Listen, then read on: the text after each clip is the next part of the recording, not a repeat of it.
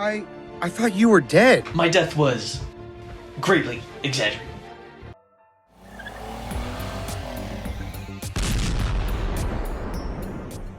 Hello everyone and welcome back to, yes, actually another video with me in it, here in my room for another car rant type thing.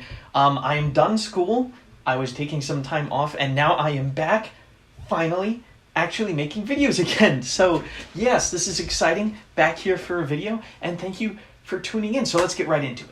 So welcome everyone. As I'm sure you can tell just by the title of this video, we're going to be going through some superhero cars today. Now obviously this is a car channel, I love cars, and superhero cars have always been kind of a big thing, right?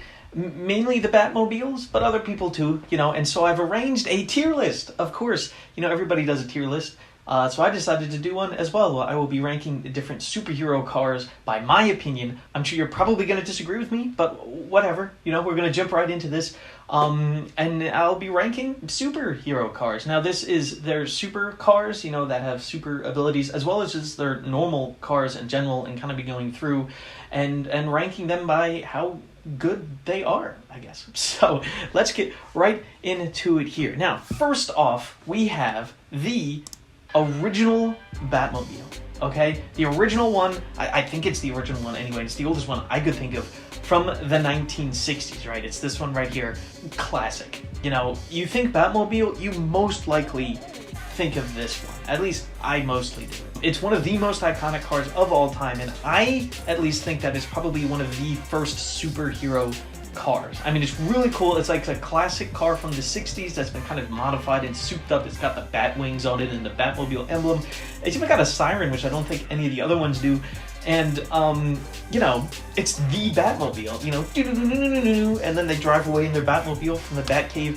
Super, super, super cool, and probably one of, if not the most iconic Batmobiles out there. So, we are going to place this one in rank A, okay? So this is rank A. I'm not ranking it rank S because as far as superhero cars go, I mean, it's got some things.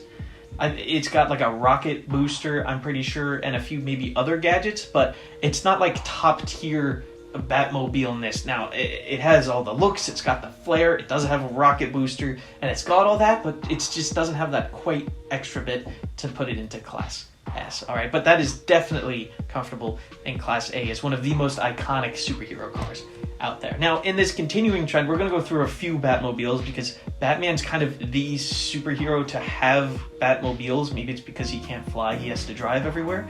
But the next one is from, it's around the 90s, and I'm actually not too familiar with this Batmobile. I had like a Matchbox car that looked just like it, and I'm pretty sure it's like jet powered or something, and I know that someone actually has made like a full life replica of this and has been driving it around in a Batmobile, Batman, you know, costume, which is pretty awesome, but I honestly don't know that much about it.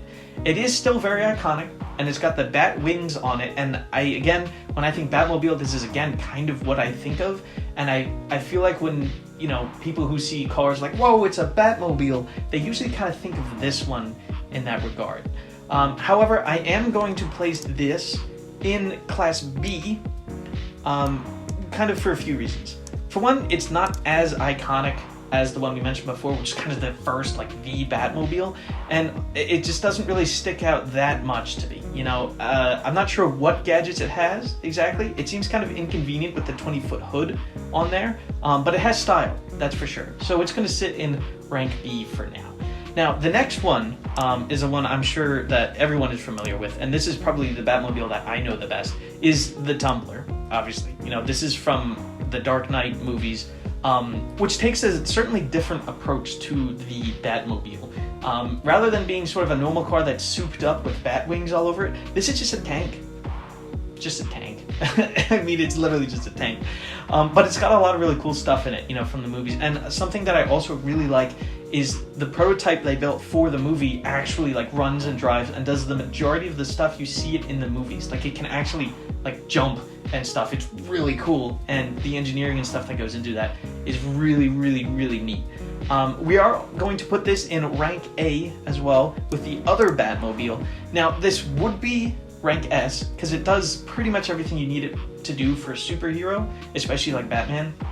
It can jump on buildings, which is pretty cool. It's got rocket power. It's got massive wheels. It's bulletproof. It's, I think, rocket proof, right? It unfolds into a motorcycle at some points. All of that's fantastic. I'm not putting it in rank S, though, because it just doesn't have quite the flair, I guess you could say, of a Batmobile. It doesn't have giant bat wings on it, which I get makes sense in the movie, but it takes away a bit of that Batmobile-ness that you get from the other two I mentioned, which are more, I don't know, have a bit more flair and pizzazz and, you know, like, I don't know, it's got bat fins on it and stuff, whereas this is more like a military tank that's been retrofitted and painted black. But we're still putting it in rank A because of all those awesome features it comes with. It just doesn't have the style of a typical Batmobile, you know what I mean? Now, the next one, we go with the newest Batmobile, and I honestly don't really know much about this one. It's from the most recent movies, which I haven't seen yet, and I like the look of it a lot. It goes back to sort of the retro feel of the original Batmobile. It looks like kind of a modified Dodge Charger from the 60s or something like that, and I love the giant engine in the back. Very cool. However, we are going to put this down in rank B here with the other Batmobile for a few reasons. Now, I like the flair it has. It's definitely got a retro, modern type feel to it, which I do like. But as far as functionality, there's no way it compares to the Tumbler with like bulletproof rockets jumping. I mean, it kind of just looks like a lifted Charger with some, you know, engine modifications to it. And as cool as that is, it doesn't quite have the functionality of the other Batmobiles. Then again, it could. I haven't seen the movie. I'm going just by what I know about this right now. And also, it's just not as iconic as the other ones, mainly because it's so new. And also, there's so many Batmobiles. But everybody knows the Tumbler. Everybody knows the original one. If I showed the other people the other one I had on here, they'd say, oh yeah, it's the Batmobile.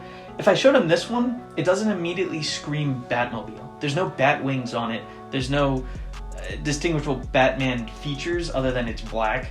And so for those reasons, it's going in rank B for now. Now, back to the Dark Knight movies, which are my favorite Batman movies, if you can't tell. We also have Batman's normal car, if you can call it normal, his Lamborghini Murcielago.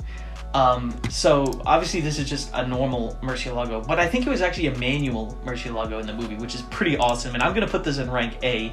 Now, I hear all of you screaming right now, it's in rank A with the Tumbler and the other Batmobile? Listen. This car is literally the perfect thing for Bruce Wayne. It's Bruce Wayne's car, I guess you could call it, more than Batman's car. But first off, it's called the Murcielago, which has some relation to bat. I don't speak Italian or Spanish or whatever language Murcielago is, but I believe it means bat in one of those languages. It also has the air intakes that fold up, you know, on the side.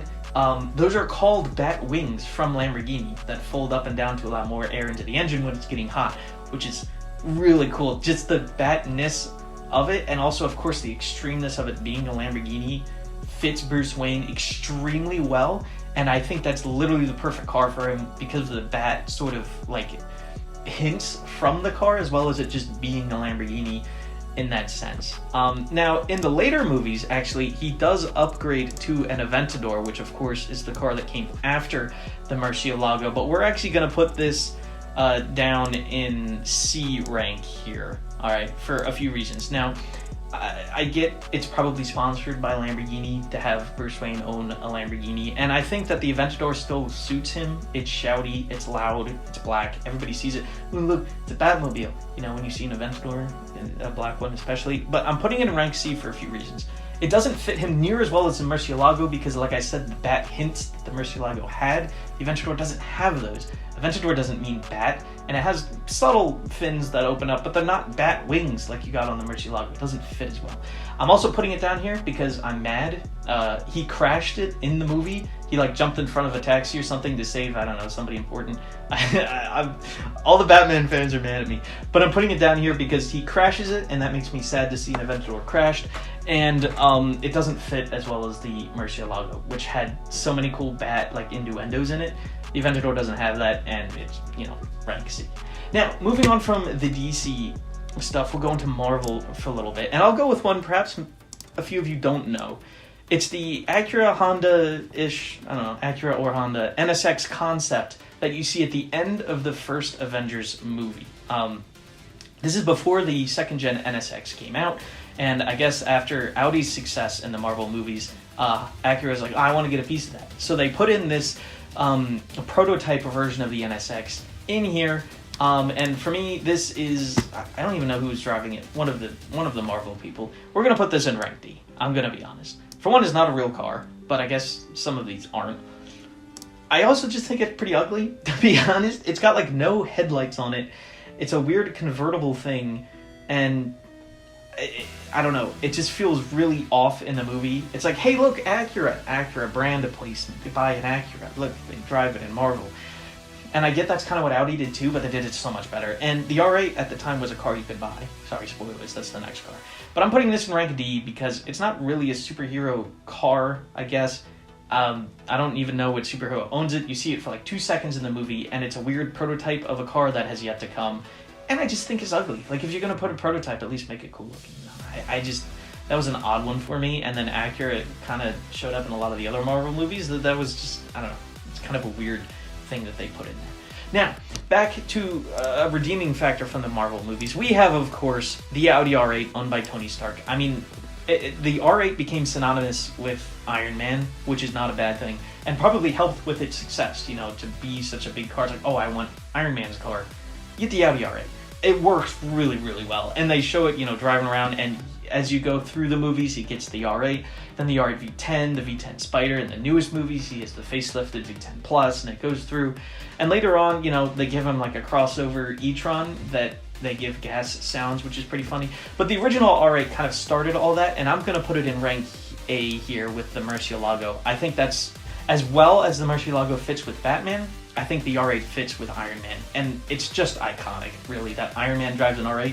You have an R8, you're like, oh, I'm Iron Man, you know? And it just fit really well. Even though it was just product placement, I think it fit pretty cool. You know, they didn't give Iron Man like a Honda Civic or something. It's an R8, you know, and it's really cool.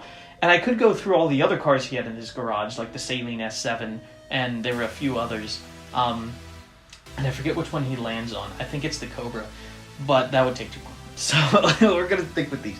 Now, I'm going to be honest, as far as live action movies go that I have seen, I don't know of any other superhero cars other than these. The Batmobiles and Iron Man's R8. Like, other than those, there's not really any other. And I'm sure you're in the comments shouting, what about, you know, Calendar Man and his iconic vehicle? I'm like, I haven't heard of it. I'm going to be honest. I don't read the comics. I go by the movies. These are more mainstream. I know these ones.